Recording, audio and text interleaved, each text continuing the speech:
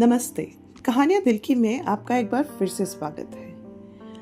अगर किसी मर्डर में असली विक्टिम जिसकी हत्या हुई वो नहीं बल्कि वो हो जिसके हाथ में वो खूनी चाकू हो तो क्या करेंगे? चलिए शुरू करते हैं आज की कहानी 10 साल की हत्यारी या मासूम शिकार। सब कुछ शुरू हुआ एक फोन कॉल से। एक बच्ची घर में है और एक लाश। जब इंस्पेक्टर विक्रांत शर्मा मेहरा निवास पहुंचे तो तूफान अब भी जारी था। घर के भीतर टिमटिमाती लालटेन की नीली रोशनी में आशा मेहरा बैठी थी, 10 साल की, नंगे पैर खून से सने हुए चाकू को पकड़े हुए। बगल में उसके मामा रवि मेहरा की लाश पड़ी थी। ना कोई आंसू, ना कोई चीख, बस दीवार की ओर सूनी आंखों से देखती हुई। विक्रांत उसके पास झुके और धीरे से पूछा, आशा, क्या हुआ? उसने फुसफुसा कर कहा, मुझे नहीं लगता मुझे यहाँ होना चाहिए था। रवि मेहरा, उम्र 48, वकील, तलाकशुदा और कोई संतान नहीं। एक ही बार चाकू मारा गया, सीधा, सटीक और घातक। न कोई चीज टूटी हुई थी, न संघर्ष के कोई निशान। सामने और पीछे के दरवाजे दोनों बंद। और आशा, उसके ऊपर ना कोई चोट, ना कोई पैरों पर खून के निशान, सिर्फ हाथों पर हल्का सा खून। एक बच्चे के लिए शायद बहुत ज्यादा, लेकिन फिर भी कहीं कुछ अधूरा सा था। विक्रांत ने बहुत हत्याएं देखी थी। वो जानते थे सदमे में बच्चे कैसे दिखते हैं, लेकिन आशा सुन नहीं थी। वो भ्रमित थी, जिसका उसका दिमाग में उसे कुछ भूलने पर मजबूर कर रहा हो, जिसे वो समझ नहीं पाई थी। साइकोलॉजिस्ट के पास उसने बार बार एक ही चीज बनाई, एक घर और उसमें सीढ़ियां, जबकि रवि के घर में कोई सीढ़ी नहीं थी और उन सीढ़ियों के ऊपर खड़ा एक काला साया। जब पूछा गया ये कौन है, तो आशा ने हर बार एक ही जवाब दिया, जिसने मुझे नीचे रुकने को कहा था। आशा की माँ नलिनी मेहरा ने कहा कि उसने आशा को रात 8 बजे छोड़ा, अपने भाई के घर और दोस्तों के साथ डिनर पर चली गई। फोटो, इंस्टाग्राम स्टोरी सब मौजूद, लेकिन रवि के घर के स्मार्ट होम मोशन लॉग कुछ और कह रहा था।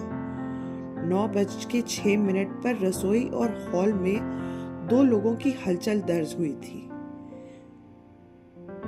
पीछे वाली गली में लगे सीसीटीवी ने रात 11:21 पर एक इंसान को घर से निकलते दिखाया, ग्रे कलर के हुड वाले ओवरकोट में। जूम करने पर उसकी कलाई पर नलनी की सोने की चेन जैसी ब्रेसलेट चमकती दिखाई दी। रवि की स्टडी में विक्रांत को एक ड्राफ्ट लीगल शिकायत मिली, जो अभी दायर नहीं की गई थी।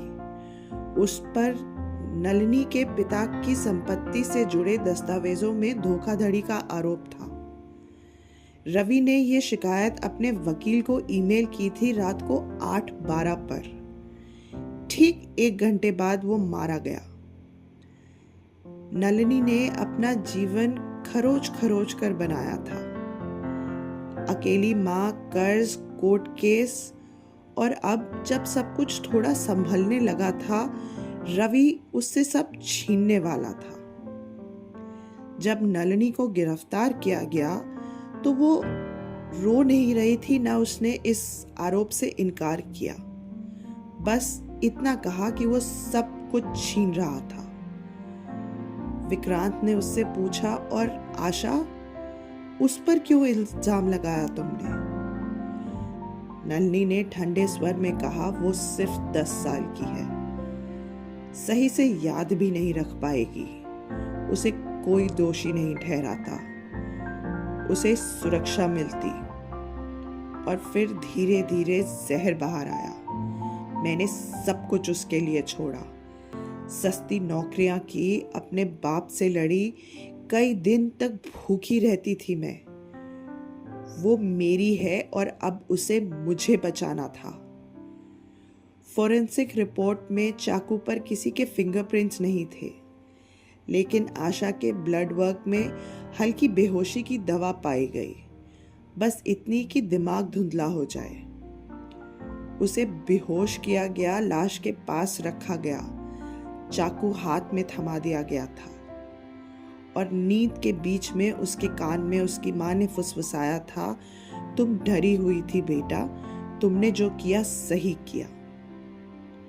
अब आशा अपने दादा दादी के पास रहती है। वो सब याद नहीं कर पाती अभी भी, बस टुकड़े टुकड़े। वो अब भी वही सीढ़ियां बनाती है, लेकिन अब उस साये का चेहरा है। और कभी कभी वो एक चित्र और बनाती है, इंस्पेक्टर विक्रांत का, जो उसका हाथ थामे खड़े होते हैं। क्योंकि इस बार मामला सिर्फ हत्यारे को पकड़ने का नहीं था, बल्कि उस मासूम को बचाने का था जिसे उसकी माँ ने अपने झूठों में गढ़ दिया था। आशा है आपको हमारी आज की कहानी पसंद आई होगी। कमेंट्स में ज़रूर बताइएगा ये आपको कैसी लगी। धन्यवाद।